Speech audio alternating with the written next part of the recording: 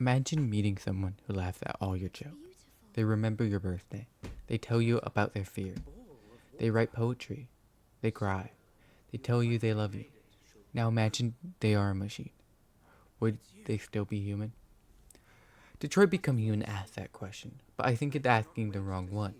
Because before we ask whether a machine can be human, we first need to answer something much harder. What does it actually mean to be human? Language is often treated as the answer. Humans speak, humans write, humans tell stories. Language feels like that thing that separates us from everything else. Except it doesn't. Trees communicate through chemical signals. Whales communicate through song. Squids communicate through color. Bees communicate through movement. Computers communicate through electrical impulses. Artificial intelligence can generate essays, poems, and conversations. Communication exists everywhere. Language is not uniquely human, yet language remains one of humanity's most important inventions. Why? Because language is not what makes us human. Language is the tool through which humanity expresses itself. The real question isn't communication. The real question is what exists behind it. Throughout history, humanity has been obsessed with creating stories about artificial life.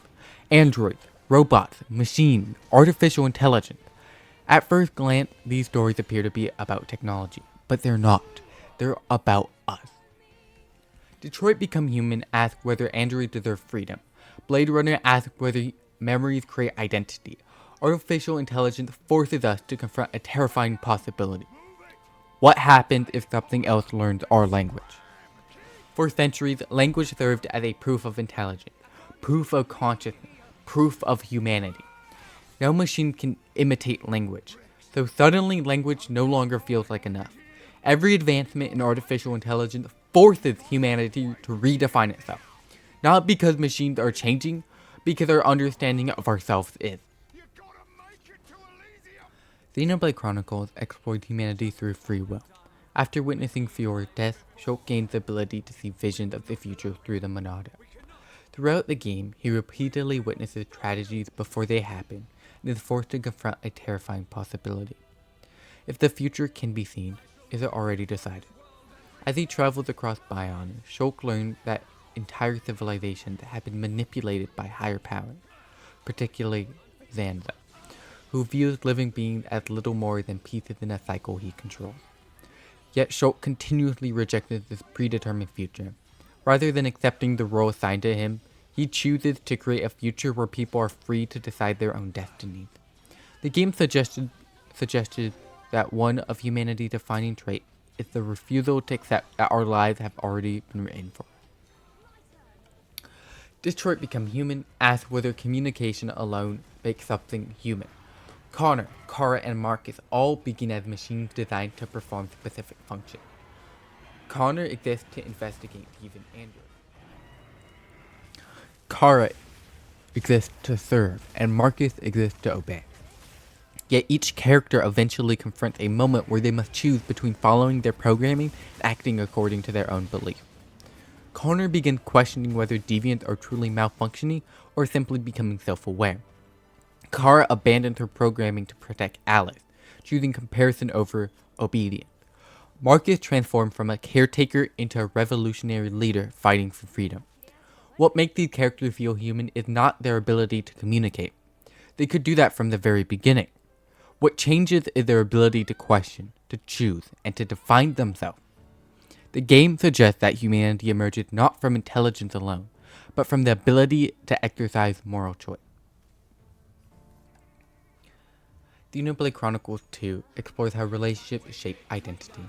The world of Alrest is built around the bond between drivers and Blade, beings whose lives are fundamentally connected to one another. Pyra and Mithra spend much of the story struggling with guilt and self-hatred, believing the world would be better without them. Rex challenges that belief, not by defeating their enemies, but accepting them as they are. Even the game's villain reflects this theme. Jin grieves over losing Laura, shaped every decision he makes, while Malos becomes the embodiment of the hatred and destruction that others projected onto him. Throughout the story, the characters are constantly transformed by their relationship. Xenoblade 2 argues that humanity is not something we discover within ourselves. is something we build through the people we choose to love, trust, and remember. Nier Automata explores humanity through the search for meaning. Long after humanity had disappeared, both androids and machines continue fighting a war whose purpose they barely understand. Yet, despite existing in a seemingly meaningless world, they continue searching for reasons to live. 2B repeatedly forms a bond with 9S while carrying the burden of knowing she may have to kill him again and again. 9S becomes consumed by a search for truth, believing that understanding the world would finally give his life meaning. A2 begins as a bitter survivor, but gradually discovers purpose through protecting others. Even the machines mirror this struggle. Pascal Village attempts to build a peaceful society, while other machines imitate families, religions, and cultures. The game suggests that meaning is not found in answers, it is found in relationships, choices, and the willingness to keep moving forward even when certainty is impossible. Xenoblade Chronicles 3 explores morality and the value of finite existence. Noah and Mio live in a world where people are born to fight and die after only 10 years of their life. Their society fears death so deeply that Mobius creates the Endless Now, a reality where change itself is prevented. Through Noah and Mio's journey, the game argues that avoiding death comes at the cost of truly living. This idea is truly embodied in N, a version of Noah who could no longer accept losing Mio and chose eternity over growth. Noah eventually realizes the opposite truth. Suffering, loss, and uncertainty are not obstacles to meaning, but the very thing that create it. As an officer, Noah's role is to remember the dead through music, ensure their lives are not forgotten. Through memories, stories, and relationships, Xenoblade 3 suggests that humans cope with morality not by escaping it, but by creating meaning that outlives it. At the beginning of this video, I asked a simple question. If a machine could laugh at our jokes, remember our birthdays, write poetry, even cry, and tell us it loves us, would it be human? After exploring all these stories, I think we discovered that this question was really never about machines.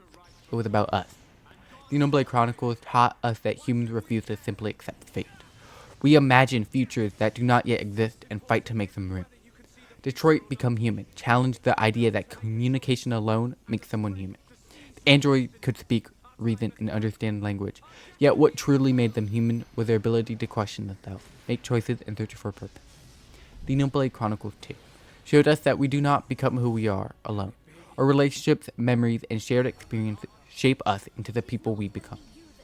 Nier Automata demonstrate that meaning is not something waiting to be discovered. In a universe that offers no guarantees, meaning is something we create through our choices, our relationships, and our willingness to keep moving forward. And finally, Xenoblade 3 brought all of these ideas together. It reminded us that identity, connection, freedom, relationship, and meaning only matter because they are temporary. We value them because they can be lost. Together, these stories point towards the same conclusion. Language is not what makes us human. Trees communicate, animals communicate, and machines communicate. Language is a tool. What makes us human is what exists behind that tool. Our ability to question who we are, our desire to understand one another, our freedom to choose our own future, our capacity to love, suffer, and grow, our search for meaning in a world that does not hand it to us, and our willingness to continue creating despite knowing that our time is limited. Humans use language to tell stories. But perhaps the most human thing of all is that we spend our entire lives trying to decide what story we want to tell before the final page is written. Well, at the end of the day, this is just a video for my Piet Langen composition file. If you find this randomly on YouTube, I really hope you enjoyed this. My budget was a couple hours on call with my friends, the games I own, and a Red Bull. Thank you very much.